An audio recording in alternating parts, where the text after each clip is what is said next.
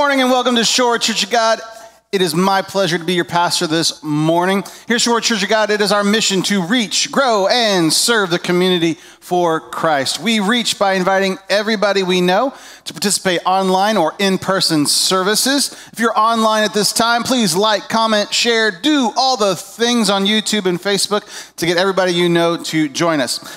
It's a little late now to come to the 9:30 service, but if you'd like to come to the 11, go on ahead. I promise you, as the person giving the message, the 11 o'clock message is totally different than the 9:30 message. We're working on that as a place of personal development, okay?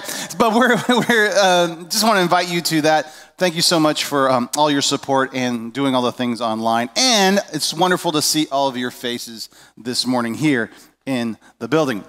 We grow by jumping into our Next Steps guide that's found online and by participating in life groups. Our life groups will be starting in just a couple of weeks, so we're real excited about that. And we serve by loving our community in every way we possibly can. Pray with me as we start to worship this morning. God, thank you so much for today. Thank you for this moment. Thank you for this time. God, we ask you to be with us, to guide us, to direct us in our lives this morning. Lord, that we come from all kinds of different just mental places, spiritual places, emotional places this morning, and we need you, we yearn for you, and we want to come to your throne this morning. So God, would you meet us? Would you love us in this time? In Jesus' holy name I pray. Amen. Please stand and worship together today.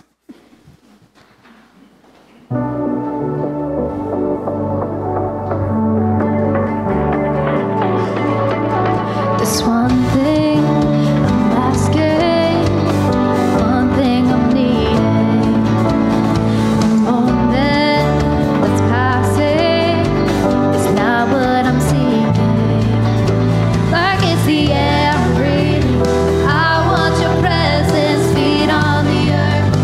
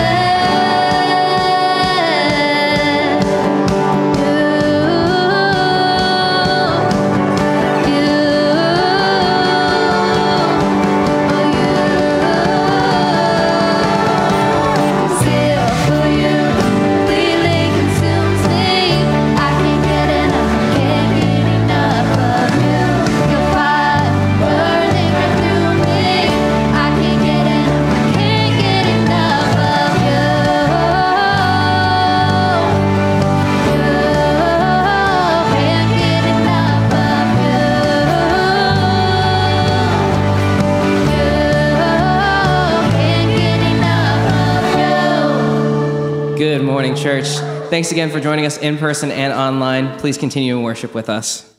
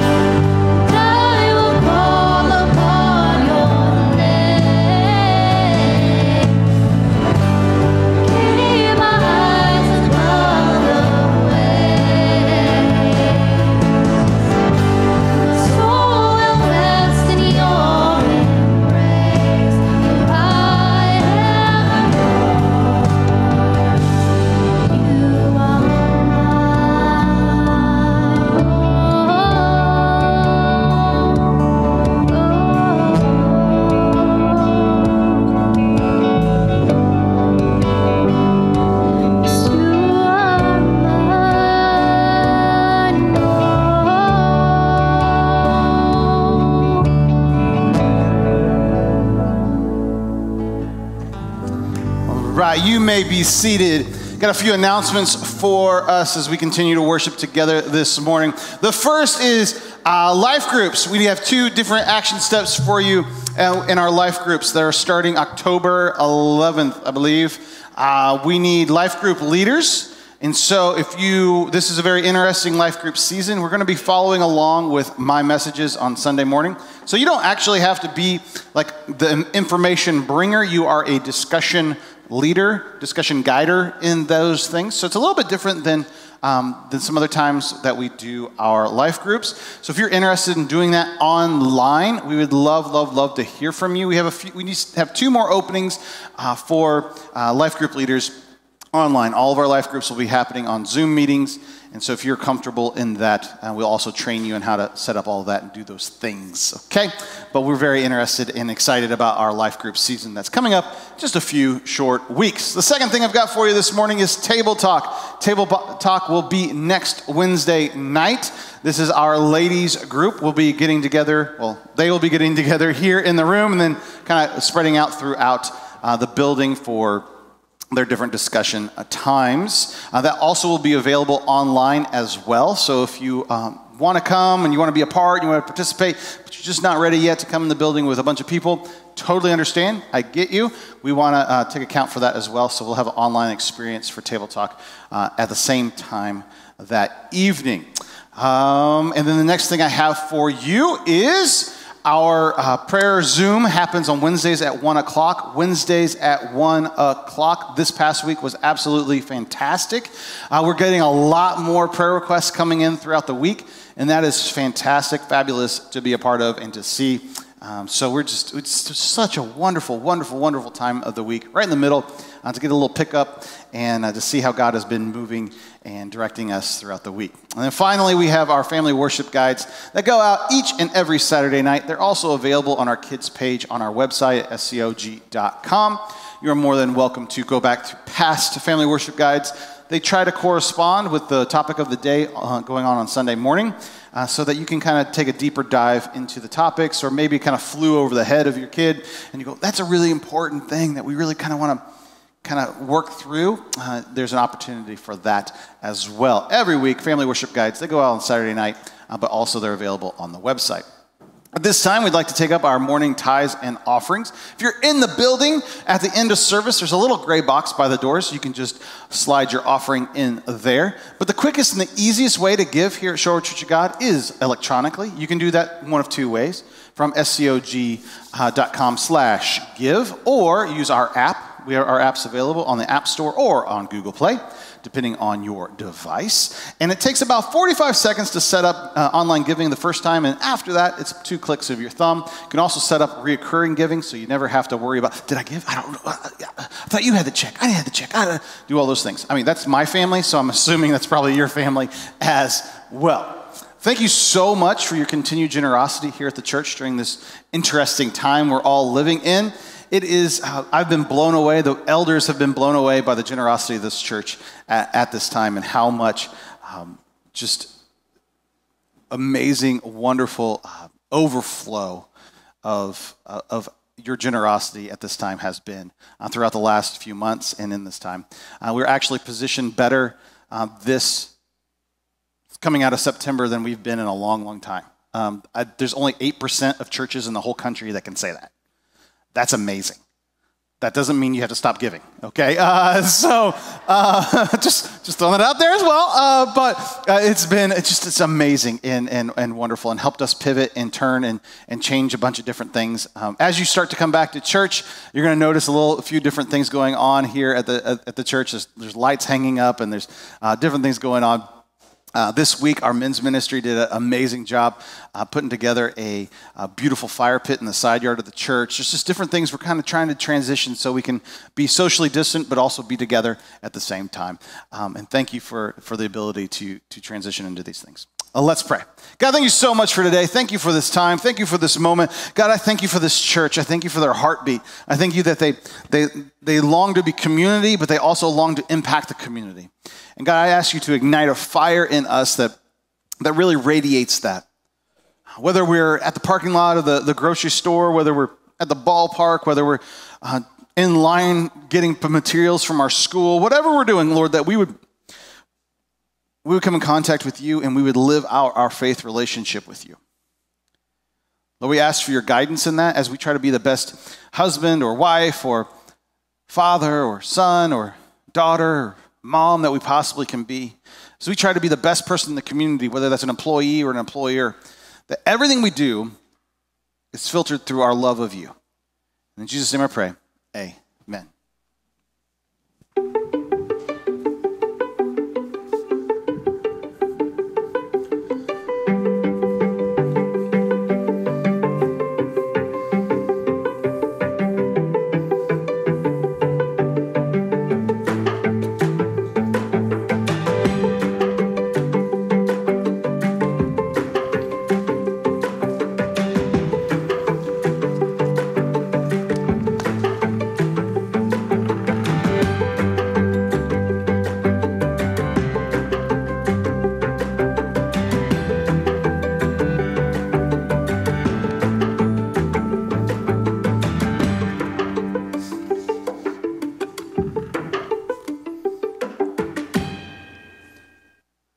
All right, we've been taking a deep dive in the values of the church, a deep dive in the values of the church, that every member is a minister. That's not just a title that I have, that if you claim to be a follower of Christ, you are upgraded, you have been promoted to a minister of the gospel. That everybody, whether they're 2, they're 5, 55, 85, 105, you're a minister of the gospel of Jesus Christ. So, congratulations. You got that, all right? That every story matters. That people's story, the life experiences that they've been going through, it matters. That we have fun here at church. That we live a life of fun, of joy. That's a deep-seated default positioning of our lives. And I don't know about you, but I'm a parent, and I had to choose joy this week. Anybody else have to choose joy this week? Choosing joy is sometimes very, very difficult. But it is worth it. It is worth it. It is worth it. And so these are some of the values that we've been talking about, that we've been expressing in the past few weeks. Today we're going to talk about how we value the next generation, how we value our kids, how we value our teenagers. And yes, we even value preteens. Right? We value them. They are important. This is so incredibly impactful on how we live our lives, orchestrate our ministries, orchestrate how we do our day-to-day life. And some of you right now are going, well, I don't have kids anymore. They're all grown. Guess what? You're incredibly important to this mission as well. This is not a value you grow out of. It's not a value you grow into. There may be some days in which it's very acute that you need the church to come alongside you and help you. But there's also these days in which you go, I don't know where I fit. I don't know how Jared keeps on talking about the value of kids ministry, and that's just not me anymore. Whoa. Even if you don't have kids anymore, I'm pretty sure you can love their parents. And let me tell you, as a parent of stair-step kids, we need help, right? And if you meet a mom whose kid just graduated and they're going to college for the first time in this season, they need love, right? If you meet a mom who's trying to figure out, or a woman who is getting ready to give birth and she's like, doesn't want to go to the hospital because of the whole coronavirus thing and stuff, you may not have any kids at home, but that young lady needs your love, right? You don't graduate, I'm done. I'm done with kids ministry. I don't ever have to value kids ever again. No. Because the way in which our church is structured, because the way in which I think the kingdom of God is structured, the way in which community is structured, that kids ministry is not something that you ever get out of. It is a staple. It is a value. It is like oxygen to who we are as Christians. We've been talking about this perfect fit, the values of the church, and it's a lot like trying to put together a puzzle piece, right? And maybe you find yourself as a puzzle piece. You find yourself as this piece that sometimes it doesn't feel like you fit in. And you continue to try to place your puzzle piece in the place you think it should go, and it just doesn't work. And if you're anything like my son, you get to a certain point and you just go, hey, it fits, right? Now, I pick on Bowen, but I'm pretty sure everybody in the room has gotten to a point where it's like, it's going to go in there, right? But actually, that piece goes to a totally different piece, and you had to turn it around. Doesn't it make you so frustrated when you've been working with one piece, and you're like, this is my piece. I'm going to get it in there. I'm going to get it in there. And you go to the bathroom, you sit down, and you come back, and you're like, where'd my piece go? It's like, oh, Kendall picked it up, put that one in, and 18 other pieces. Look, she did this whole corner of the whole thing because you finally put down your piece, and she got to put it where it belongs. Not happy with you right now? Right? And we get so kind of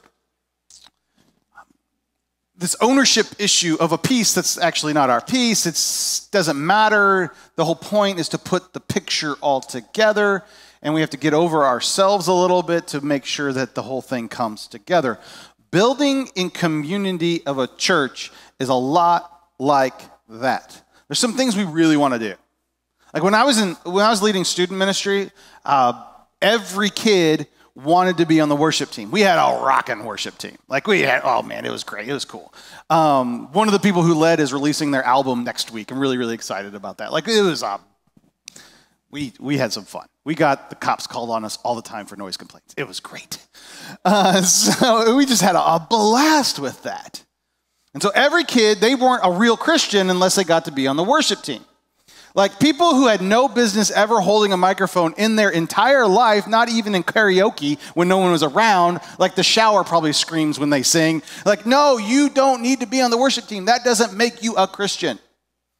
I'm 100% sure that you can be saved by the blood of Jesus and not sing on stage. Okay? And that's a very hard thing to tell a 16-year-old girl. But it was like on repeat. But if we're honest with ourselves, we're not really any different when we're at different ages. There's a ministry, I think, if I do that, then I'm a real Christian.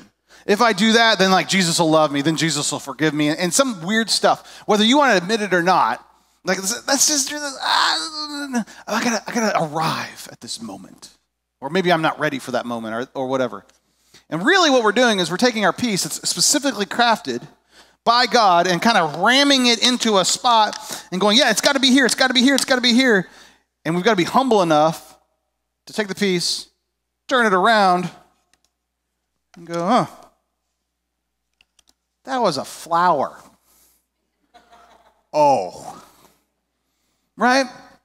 And sometimes, if you're feeling a little discombobulated, vocab word of the day, a little discombobulated in your faith walk, you feel like maybe you're not fitting where you need to be, maybe it's because your puzzle piece is being jammed into a spot it doesn't really need to go. Well, Jared said I have to be in, kids are a value, and I have to be in kids ministry. No. I said kids are a value. I never said you had to actually be in kids ministry.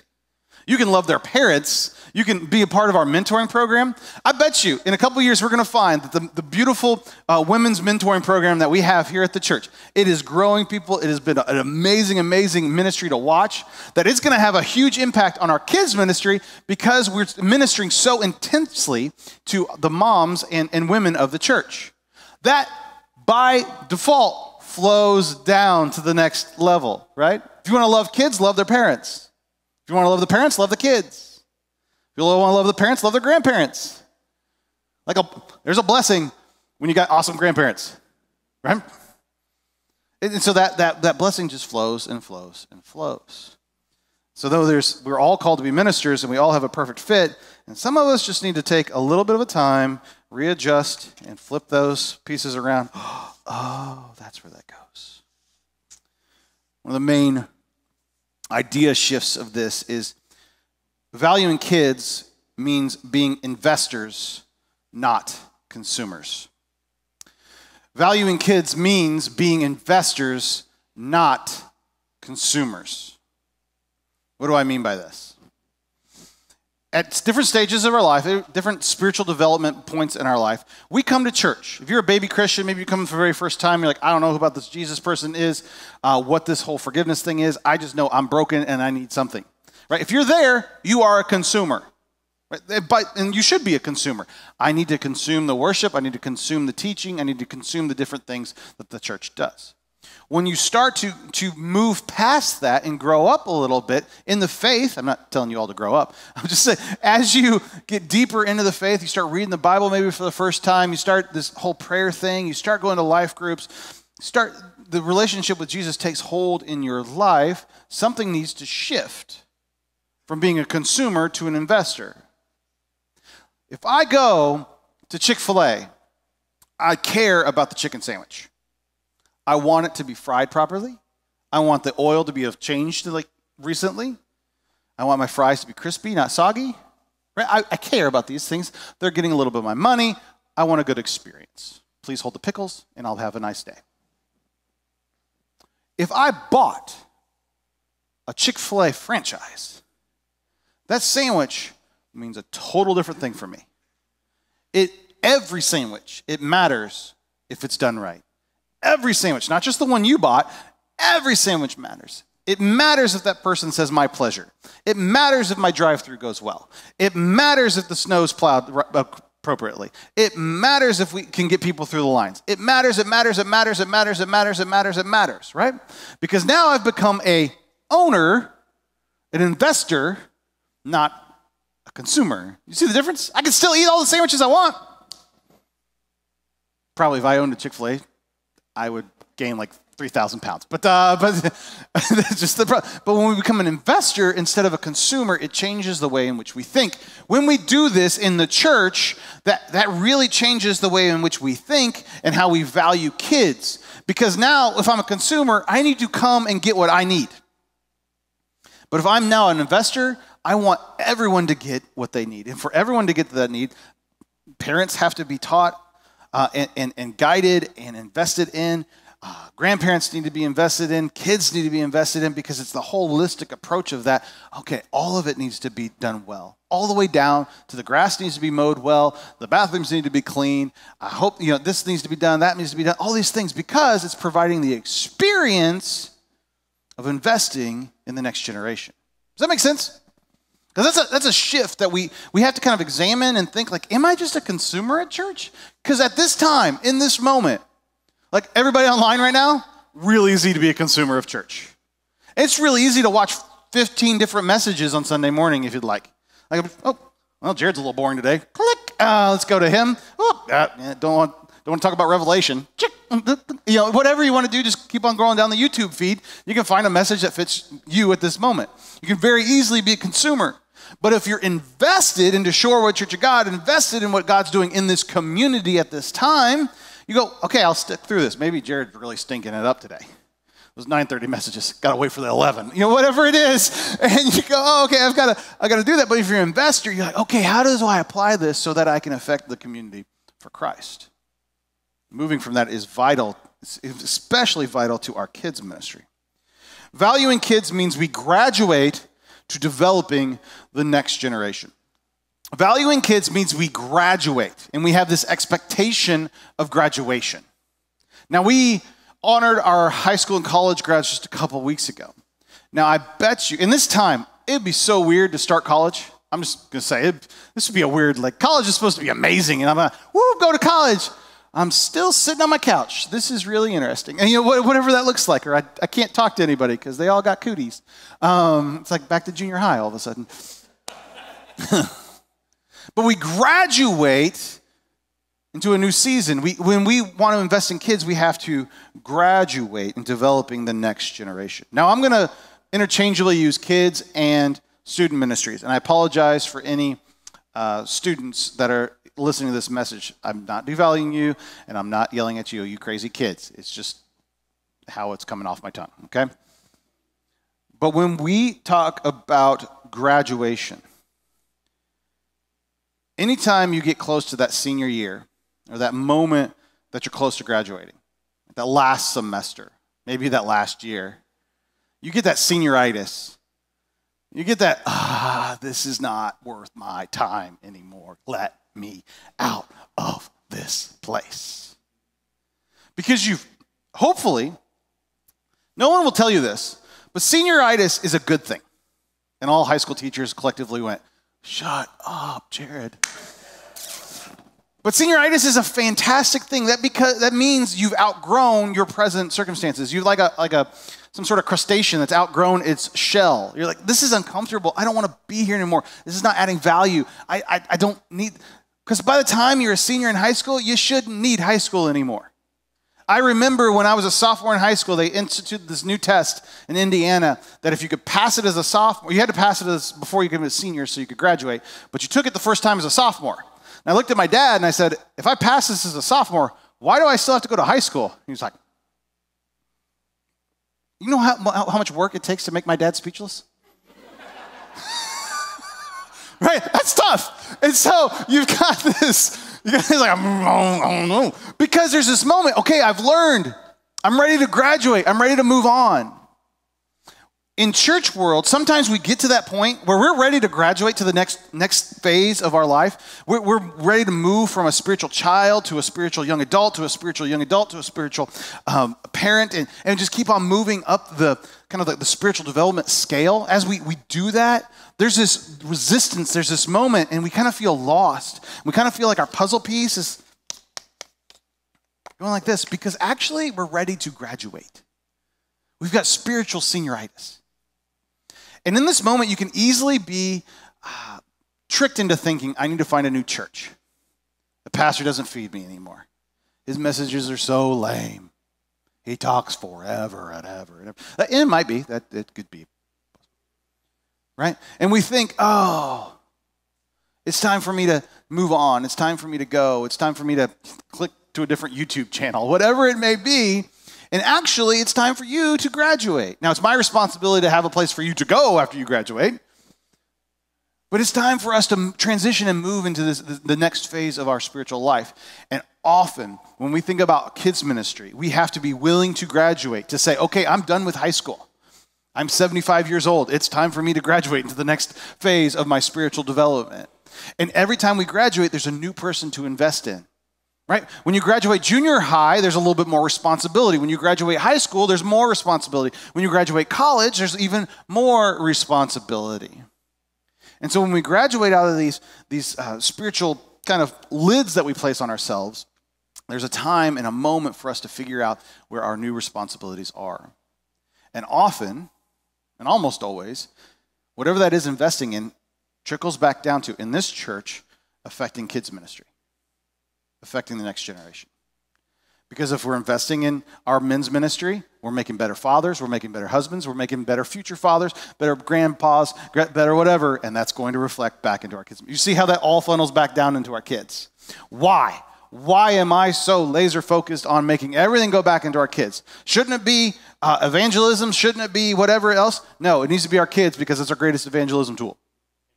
It's our greatest discipleship tool. It's our greatest everything tool. Okay? Why? Because the Shema, one of the most important scriptures in the whole of the Bible. You got John 3:16 and you got the Shema. You're good. Okay? Love the Lord your God.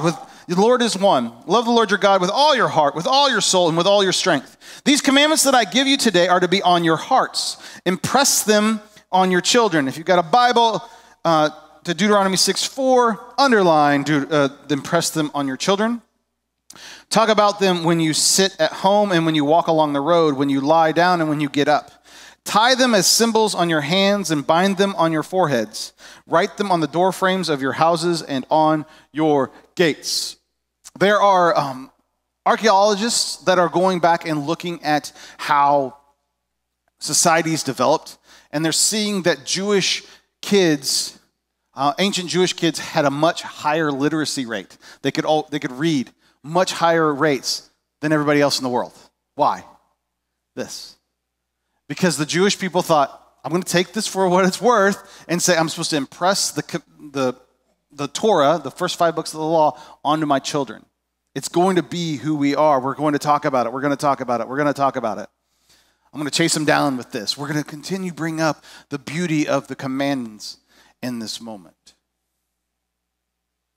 And if that is this call, one of the pillars of our faith, to impress this onto our children, then it has to be how we direct our whole discipleship funnels, that we can be who God has called us to be.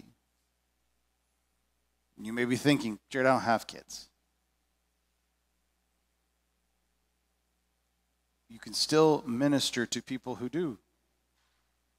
Because your example, like, listen, some of the people who impacted my life the most didn't have children.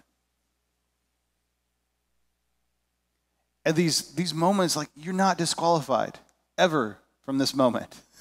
Like, that's not who, you don't go, oh, well, keep on throwing excuses at me. I'm like, no, you can still love so-and-so and so-and-so, and that's going to develop the next generation. Your experiences, your moments, your testimony building, if you will, may be the thing that can really speak to a junior high kid or a high school kid or a college kid going through a tough time.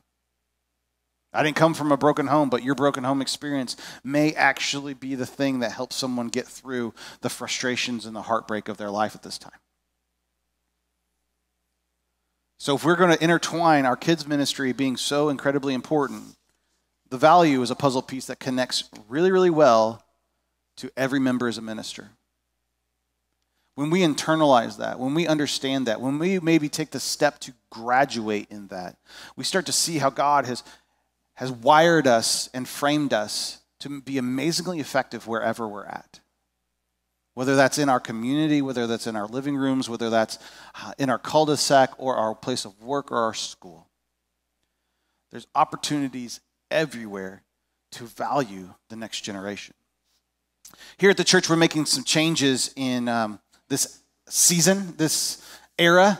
One of the things that's broken my heart the most during the COVID time is not necessarily canceling church on Sunday morning. It was weird preaching to an empty room. I'd say that. That was weird. But we overcame those challenges. Thank you, Kevin, for being incredibly gifted in what you do. But canceling kids ministry. And see, we don't view kids ministry as childcare here. It's not daycare for you to drop off so the nuisances are in the back and then we can do real church in here. It's not how we view things. I've been in churches, I've worked for churches that viewed it that way. That's the main thing probably going on back there. I'm just here to babysit you all so the kids can get the real ministry. All right? So, kids ministry and next generation ministries, the cessation of those at this time has just been really, And so we're looking through and we're figuring out where we go from here. What do we do better in this moment? So kids ministry has some really unique things getting ready to happen. Family worship guides will continue to come out for the next couple weeks. And then when the next series on October 11th kicks off, we're going to do some of our teachers are going to come in and we're going to do YouTube lessons. They're going to actually teach the lesson here at the church, and we'll have those available for you. So it'll feel a little bit more like your kid transitioning back in being in the room. And if you have elementary kids, they're used to watching a teacher on line right now, right? That's a normal thing, and so we want to kind of tap into that and leverage that the best way we possibly can. Then Christmas, we've got some really cool stuff planned, like really, really cool stuff. We're going to start a transition period back. Probably our youngest, our toddlers and preschool age, will have kids ministry available to them before, kind of following the school protocol. They're starting with the youngers and they'll keep on going up. Have that available here at the church before everybody else does. But we're looking at plans for that, trying to figure out how that's going to work. But regardless of what it looks like in the building, we're going to have some really, really, really neat stuff for you to take home and come by the church and swing by and pick up. That you're going to want your neighbors to get, you're going to want your friends to get, you're going to want your aunt and them to get, you're going to want everybody to get these things. So it's going to be really exciting. More information about that will be coming out in the next couple of weeks. For our student ministries, funny thing, I don't know if you could believe this, but our teenagers got a little tired of being on the computers in classes all the time. They're a little zoomed out, right? So we're trying to rehash that, refigure this out. The men's ministry, like I said earlier today, made a fire pit. And so one of the major reasons they did that is so we can have socially responsible experiences for our teenagers to come and be together and hopefully not throw on flame marshmallows at each other. But, one can hope. But be together, have a good time, start to build those relationships together again and come back together. Because it's been a hard time. It's been a hard season for that. We're also going to be available to be a life group online with this next series as well for our students. And more information about all that is coming out shortly as well. But there are things in the works. And as we kind of navigate this the best we can, trying to protect and trying to offer guidance and try to be as responsible as we can, we also want to be investing in the next generation. Always thinking about, what does this mean for kids? What does this mean for our students? How do we develop? How do we love? How do we care for? How do we walk with in this time? Our puzzle is incredibly important. And some of us at this time feel like we just don't fit. Like, I'm a giraffe and this is an elephant. What is this? How do I even fit here? And we're kind of waiting for it to make sense, and we're waiting for it all to go together, and it just doesn't seem like it does at all. And then eventually, there's a teddy bear in there. We just keep on working at it, and working at it, and working at it. Some of us, we hit the wall, and we just give up on finding our perfect fit. And folks, we have to be infinitely creative, because God has not given up on you for your perfect fit. He has crafted you uniquely with a specific gift set and a specific personality that has a beautiful place for you to be. It is our drive, it is our call to live out this Shema, this most important of verses. Hear, O Israel, the Lord our God, the Lord is one. Love the Lord your God with all your strength, with all your heart, and with all your soul, and with all your strength. These commandments that I give you today are to be on your hearts. Impress them on your children. Talk about them when you sit at home and when you walk along the road, when you lie down and when you get up. Tie them as symbols on your hands and bind them to your foreheads. Write them on the door frames of your houses and on your gates. Let's pray. God, thank you so much for today, and thank you for this time. Lord, I am excited to see what you're going to do in our kids' ministry and our students in this next season. As we come back to or figure out what new normal is, as we launch into that, as we understand that a value of who we are as a church is developing kids, as pouring into them, as showing them Jesus through our lives, and through our actions, through our gifting. God, some of us this morning, something resonated with us today, and we realized that maybe it is time to graduate. Maybe that's where this holy discontent has come from. It's time to take a step. It's time to make a move in who we are. That we've been sitting on the wayside and on the sidelines for a little bit too long. Lord, would you urge us to take the next steps, whether that's jumping into new Bible reading plans or the Next Steps guide online or volunteering for a ministry or jumping into being a life group leader or whatever that may look like for us, inside or outside of this church. Lord, we ask for your guidance and for your love, for your encouragement. We thank you so much for your forgiveness. We thank you that there's a divine calling on our life, that we are not useless. We are not thrown to the side, that we are all uniquely and beautifully crafted as your special possession. And you've got a calling for each and every one of us. In Jesus' name I pray. Amen.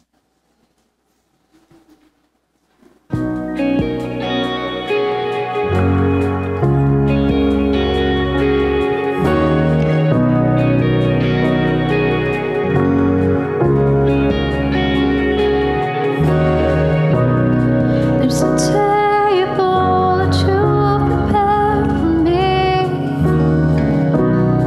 in the presence of my enemies.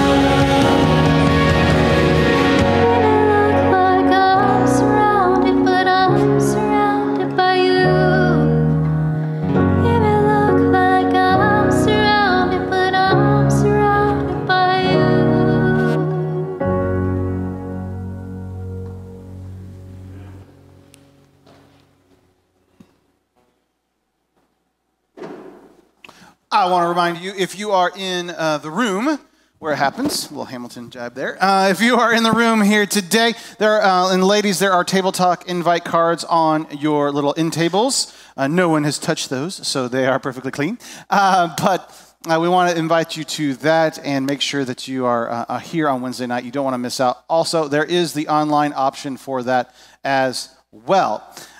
May this be a day in which your attitude and your life and the way in which you make up kind of opens up to graduating into kids ministry, knowing that it's all working towards that way. As we try to raise the next generation to love Jesus with everything they have. May the Lord bless you and keep you. May his face shine upon you all the days of your life. You are dismissed. Go with God, but first, clean off your chairs.